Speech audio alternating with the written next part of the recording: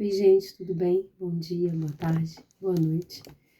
Eu ia escrever um texto sobre algo que eu considero importante, mas penso que isso pode ficar muito extenso e um texto não desse conta do que eu gostaria de falar. Eu hoje me deparei com uma cena da natureza muito simples, que era um inseto que eu desconheço e ele era muito miudinho e ele estava pousado, realizando algo de sua natureza, numa flor também muito miudinha, que para o parco conhecimento humano seria considerado um mato. E como eu sempre falo, as flores que brotam no mato também são flores, né? E ele estava ali demorado naquela função dele, de sua natureza, e eu fotografei, e na imagem era algo muito bonito, mas aos olhos humanos, na altura que a gente tem, se a gente não se abaixa para ver, a gente não notaria. E pensei no quanto é importante cada função do ecossistema, cada ser que está ali presente no ecossistema, da sua importância para que tantas outras coisas funcionem muito bem, mesmo que a gente não tenha conhecimento. Da importância daquilo que acontece, mesmo quando a gente não sabe. Mas, se não acontecer, possivelmente, a longo prazo, de muitos modos, a gente sente o impacto. E imediatamente pensei na nossa função mediúnica.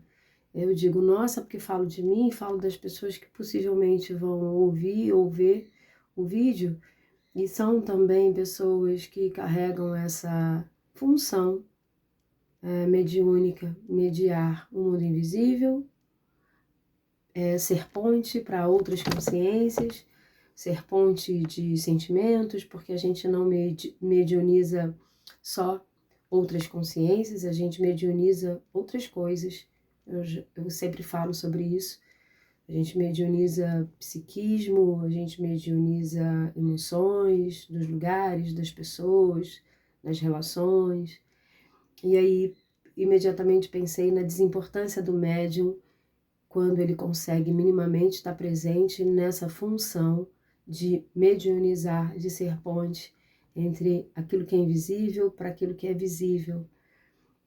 Muitas pessoas me procuram para falar sobre as suas fases mediúnicas, vamos assim dizer, né? Acho que é a melhor maneira que eu consigo falar disso, mas para falar das suas fases, principalmente se elas começam a ter o vínculo, o conhecimento das consciências que possivelmente se apresentam como seus mentores, a sempre pensar no próximo passo.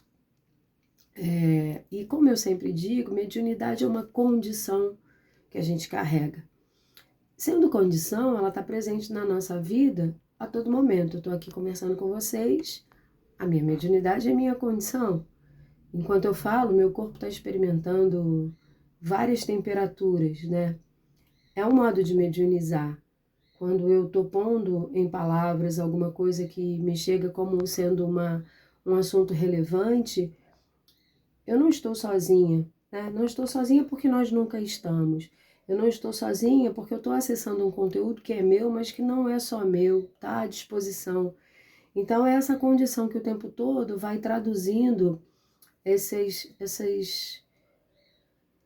sinais que não estão obviamente concretos, né? E aí eu sempre falo da condição mediúnica para falar da nossa desimportância, porque imagina que se para a gente mediunizar uma outra consciência, a gente for muito importante naquilo que a gente pensa, do modo que a gente é, de como a gente está aparecendo para o mundo enquanto a gente mediuniza, performa a mediunidade, né? Então, essa florzinha e esse inseto, eles estavam ali desimportantes para o dia a dia nosso, para o meu dia, para o dia de quem passa, né? É uma plantinha muito rasteira, nenhuma criança de 1 ano consegue, porque é muito rasteirinho, né? Total desimportância para o nosso universo cognitivo. A gente não está atento a isso, mas a importância daquilo dentro desse ecossistema, porque se essas coisas falharem ao longo do tempo, como eu disse, a gente vai sentir. Como seria se nós fôssemos desimportantes nos nossos processos mediúnicos, de tal modo que o que brilhasse realmente fosse a mensagem, de tal modo que o que brilhasse fosse o intuito espiritual daquilo que a gente se faz ponte, se faz instrumento. Algumas pessoas vão notar, algumas pessoas vão olhar de perto, tal qual eu vi o inseto na flor, mas o mais importante, imagino que seja o resultado daquilo que se repete na nossa função mediúnica, nas mensagens que estamos aptos para receber, de como o mundo espiritual se faz presente na necessidade de um trabalho espiritual, no cuidado com alguém, na possibilidade do aconselhamento. Se mediunidade é condição, nós estamos o tempo todo, como eu disse, interagindo com aquilo que a gente não vê. Isso vai trazer um grande impacto para a vida da gente, principalmente se a gente tenta, de alguma maneira, ser mais importante que a mensagem, se a gente não tem uma possibilidade de rebaixamento do ego para que outra consciência se apresente com informações que não precisam passar pelo nosso crivo ou nossa chancela. À medida em que a gente vai tendo também conhecimento de nós vamos compreendendo que para que sejamos uma médium inteiros, tal qual um bom instrumento que funciona bem, nós precisamos compreender quem somos, qual é o nosso valor, o quanto somos importantes para nós, na responsabilidade de construir uma bela vida para a gente. Para que então, no momento de mediunizar uma mensagem, a gente possa ser pouco importante, porque a gente tem que ser importante enquanto a gente constrói uma vida saudável para a gente viver, com consciência, para que então a gente faça o desprendimento na hora de servir, de não sermos importantes, aquilo não é sobre nós. Então, todas as possibilidades de pensar uma mediunidade a serviço, uma mediunidade que tem de fato uma resposta consistente para quem se beneficia dela, nós ou quem recebe a mensagem, está na mediunidade que o médium consegue exercitar, em que ele rebaixa suas necessidades, rebaixa seu ego, rebaixa o seu senso de certo e errado, rebaixa o seu senso de gosto ou não gosto. A gente precisa ser página em branco para que outras consciências escrevam e a gente entregue a mensagem. E se a gente pensa nisso como um lugar que a gente precisa chegar e performar bem, e se a gente pensa nisso como um lugar, como quem passa por um processo seletivo de ser cada vez melhor, a gente tende a atrapalhar. Aonde a gente estiver exercitando a nossa mediunidade, seja num terreiro, que é o meu caso, seja num centro kardecista, seja na igreja, seja na escola, seja na produção de arte, seja aonde for, aonde a mediunidade estiver servindo, se a gente pensa muito, vou fazer isso certo porque quero chegar em tal lugar e preciso galgar, tal qual a gente vai passando ali por um processo de crescimento, por exemplo, como a gente conhece na relação com o trabalho, dificilmente a gente consegue sustentar com consistência ao longo dos anos uma mediunidade saudável para nós e uma mediunidade saudável a serviço. Mediunidade é serviço. A gente não vem com essa condição para a gente passear por aqui como pessoas escolhidas, porque somos melhores. A mediunidade é uma condição que a gente traz porque a gente precisa refinar a nossa alma ainda encharcada de tendências que não são tendências saudáveis para o espírito eterno que a gente é. A mediunidade é o lugar de aprendizado, é o lugar onde a gente precisa entrar em contato com coisas que nos trazem muitas angústias, muito desconforto. E a única maneira da gente ir construindo uma mediunidade de serviço que nos traga felicidade é quando essa mediunidade ela precisa ser importante para o mensageiro e para quem recebe a mensagem. E é claro que a gente se beneficia disso, porque quando a gente atende alguém e a nossa mediunidade está sendo usada, a gente está sendo cuidado. Na grande maioria das vezes, das mensagens que saem da minha boca, que não são propriamente vindas de mim, algo ali está sendo dito para a minha organização, para o meu crescimento, para que eu possa aprender de coisas que eu ainda não aprendi. Quando falo sobre isso que estou falando aqui agora, estou escutando antes. Acho que antes de dizer, já estou escutando. Preciso escutar o que estou falando para vocês. Quanto mais um médium ele é potente como um medianeiro, menos ele é, naquele momento, como pessoa importante. A gente precisa ser igual o inseto lindo na flor.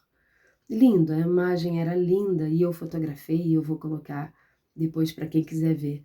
A gente precisa ser igual esse inseto. Ninguém está vendo e ele está fazendo o trabalho dele. Ninguém. Na verdade, eu acho que ele nem quer ser visto, porque ele é tão pequenininho e somos predadores, né? Vamos pisar, vai vir um outro inseto. Então, ele nem quer ser visto e ele precisa estar lá fazendo o papel dele, que é de sua natureza.